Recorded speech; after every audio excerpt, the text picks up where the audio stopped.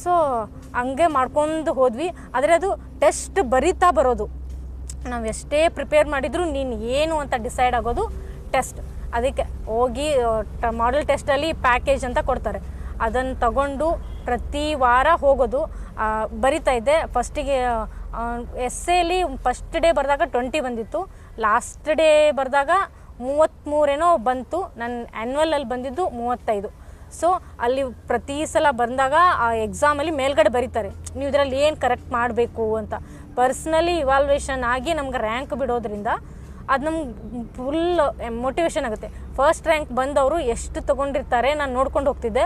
ಅವ್ರ exam question paper ಒಂಚೂರು ನೋಡಿದಾಗ ಗೊತ್ತಾಗ್ತಿತ್ತು ನಾನು ಏನು ಮಿಸ್ಟೇಕ್ ಮಾಡ್ತಿದ್ದೀನಿ ಅಂತ.